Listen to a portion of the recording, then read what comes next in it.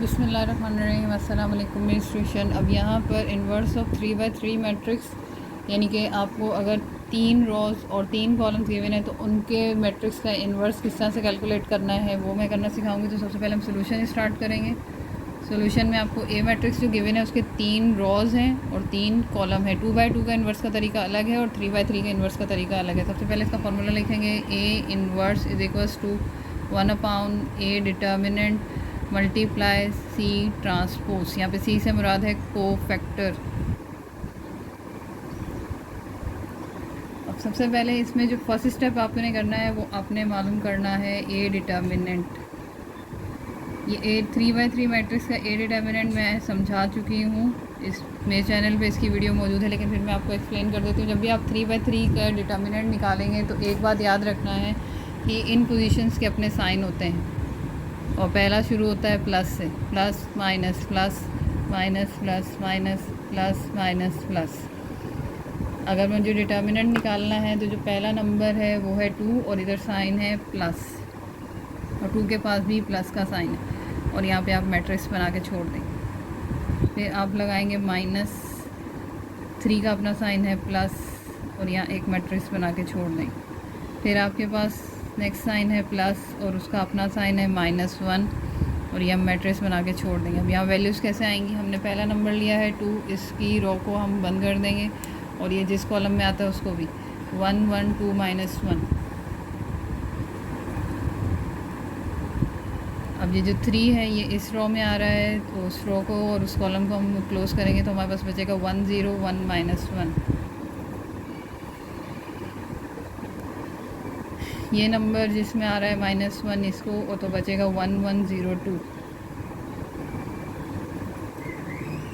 तो यहाँ पर अगर हम इसको सॉल्व करेंगे प्लस प्लस प्लस 2 और यहाँ डिटर्मिनेंट निकालना है तो क्या तरीका है उसका, ये इसको राइट हैंड साइड को मल्टीप्लाई करेंगे, माइनस करेंगे 2 × 1 प्लस माइनस -3, इसको सॉल्व करेंगे -1 मल्टीप्लाई यहाँ से मल्टीप्लाई करेंगे -0 × 1 प्लस माइनस -1 यहाँ से मल्टीप्लाई करेंगे 2 × 1 -0 × 1। ये 2 एज इट इज़ -1 -2 1 1 1 और माइनस आ गया, माइनस ये हमें लिखा 2 1 2 -3 लिखेंगे तो यहाँ पर हमारे पास आएगा 1 1 -1 -0 -1 2 1 2 -0, ये लिख लिया हमने। अब यहाँ पर हम इसको सॉल्व करेंगे 2 माइनस माइनस प्लस -3 -3, इसको सॉल्व करेंगे तो -1 और इसको सॉल्व करेंगे तो हमारे पास यहाँ पे आएगा 2 2 3 -6 माइनस माइनस प्लस 3 1 3 -2। तो यहाँ पे -6 + 3 तो -3, 6 में से 3 जाएगा तो 3 बचेगा और -3 -2 तो तो यहाँ पे आंसर आ जाएगा -5। ये आपका ए डिटर्मिनेंट आ गया है और ये नॉन सिंगुलर है। अब हमें निकालने हैं कोफैक्टर ट्रांसपोज। तो अब कोफैक्टर ट्रांसपोज सेकंड स्टेप बनेगा इसका।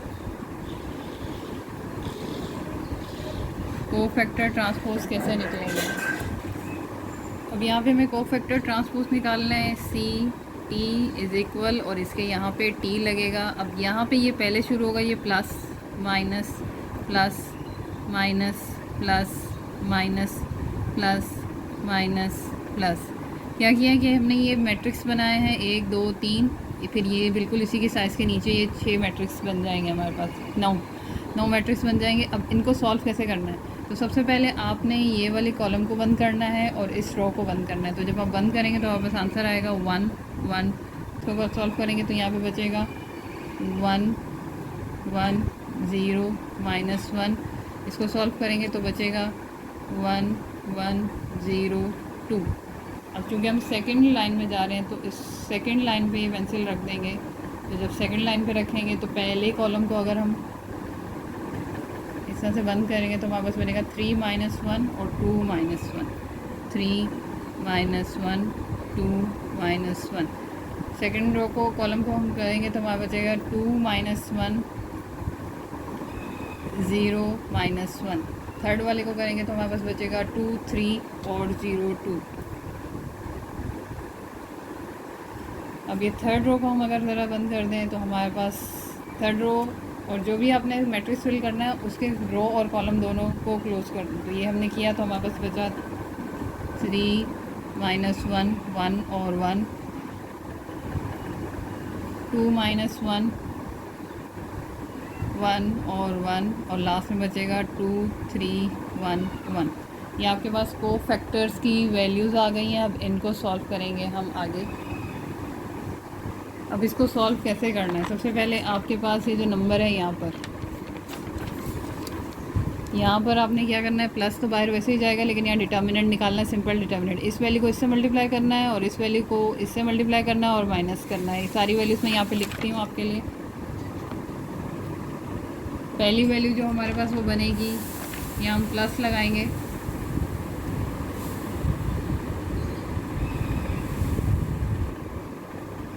तो पहली वैल्यू जो हमारे पास बनेगी उसमें वैल्यूज़ निकलेंगी 1 -1 मल्टीप्लाई बाय 1 और 2 मल्टीप्लाई बाय 1। ये मैं आपके लिए यहाँ पे लिखती हूँ, -1 मल्टीप्लाई बाय 1 -2 मल्टीप्लाई बाय 1। इसी तरह सेकंड ब्रैकेट जो हम लिखेंगे वो भी लिखेंगे इसी तरह से ही। अपना मैट्रिक्स देख के उसको सॉल्व करेंगे, बनेगी वो ये है -1 मल्टीप्लाई 1 0 मल्टीप्लाई 1। तो वैल्यू लिखेंगे -1 मल्टीप्लाई बाय 1 -0 मल्टीप्लाई बाय 1। फिर थर्ड वैल्यू में यहाँ प्लस का साइन था और यहाँ पे अब हम वैल्यू लिखेंगे पीछे से देख के, 2 मल्टीप्लाई बाय 1 और 0 multiply by 1। 2 multiply by 1 -0 multiply by 1। इसी तरह करके हम सारे मैट्रिसेस की वैल्यूज़ को सॉल्व करते चले जाएंगे। अब यहाँ पे जो नेक्स्ट है हमारे पास -1 मल्टीप्लाई बाय 3 और 2 मल्टीप्लाई -1। इसी तरह इसको सॉल्व करेंगे इसके साथ, इसको इस वैल्यू के साथ, इसको इसके साथ और इस वैल्यू को इधर। फिर यहाँ पर ये मल्टीप्लाई होगा इससे, ये इससे, ये मल्टीप्लाई होगा इस वैल्यू से, ये इससे मल्टीप्लाई होगा, ये इससे मल्टीप्लाई होगा और ये इससे मल्टीप्लाई होगा। ये नेक्स्ट पेज में मैं आपको लिख के बताती हूँ। अब इन सारी वैल्यूज़ को मैंने सॉल्व करके लिख दिया, जैसे मैंने आपको समझाई थी कि आपको डिटर्मिनेंट निकालना है सिंपल, राइट हैंड साइड में से लेफ्ट हैंड साइड को माइनस करके। अब इनको सॉल्व करते हैं। C ट्रांसपोज 1 1, ये बाहर वाला प्लस वैसे ही रहेगा तो -1 -2 आ जाएगा। यहाँ पे ये बाहर वाला माइनस वैसे ही रहेगा, -1 -0 प्लस वैसे रहेगा 2 -0। ये पहली ब्रैकेट सॉल्व होगी। अब इसको सॉल्व करेंगे तो -3 माइनस प्लस ये 2 प्लस -2 प्लस 0 -2 2 ज़ा 4 -0। यहाँ पे आ जाएगा प्लस 3 1 ज़ा 3 माइनस प्लस 1। यहाँ पे आ जाएगा -2 1 ज़ा 2। अच्छा, ये सॉल्व करने का तरीका क्या है, 1 1 ज़ा 1 प्लस माइनस 1 माइनस में आया तो अब इसको सॉल्व करेंगे बाहर से, तो यहाँ पे माइनस हो जाएगा प्लस ये 1 प्लस 2 1 ज़ा 2 -3। ये आपकी ब्रैकेट सिंपल होती जा रही हैं। अब यहाँ पे टी भी लिखना है क्योंकि अब इसका ट्रांसपोज निकालना है, कोफैक्टर ट्रांसपोज। यहाँ पर हमारे पास आएगा प्लस और ये -3 ब्रैकेट में, माइनस और ये -1 प्लस और ये 2 सिंपल। यहाँ पे -3 में से 2 गया 1 -1, बड़ी वैल्यू का साइन आएगा यहाँ पे प्लस और ये -2 माइनस और ये 4, क्योंकि यहाँ पे सिंपल है इसलिए डायरेक्ट बाहर ब्रैकेट से लिखते जा रहे हैं। Plus 3 + 1 4 -2 + 1 3 plus -1। अब अगर इसको और सिंपल करेंगे हम,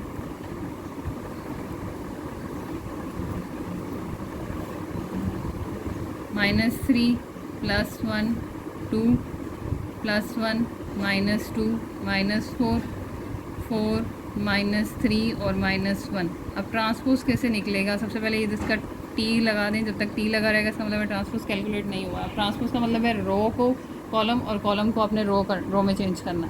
तो यहाँ पे हम C ट्रांसपोज करेंगे। आपकी फर्स्ट रो है 3 1 2, इसको कॉलम कर देंगे -3 1 2।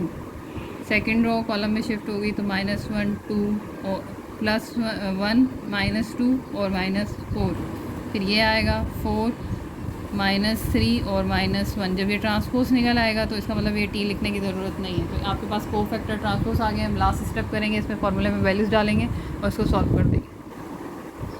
अब यहाँ पर हमारे पास इसका जो फार्मूला था A inverse 1/A determinant multiply by cofactor transpose. आपके पास यहाँ पर डिटर्मिनेंट का आंसर पीछे हमने सॉल्व किया था तो वो हमारे पास आया था -5।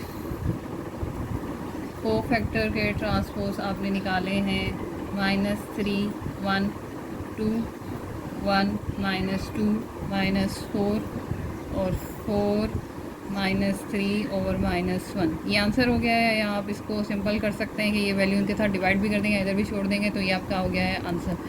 उम्मीद है ये मैट्रिसेस का सोल्यूशन आपको समझ में आया होगा। ये आजकल की जो मैथ की न्यू बुक आई है उसमें भी है, और ये बैचलर BCom जो अब ADA पार्ट 1 है उसके सेक्शन A में जो मैथ आता है उसमें भी है, और ये फर्स्ट ईयर की मैथ में भी एक ईयर में आया हुआ है। उम्मीद है आपको ये टॉपिक समझ आया होगा। 3/3 का इन्वर्स। मेरे चैनल को सब्सक्राइब करें, लाइक करें, अपने फ्रेंड्स के साथ शेयर करें। अल्लाह हामिया नासिर।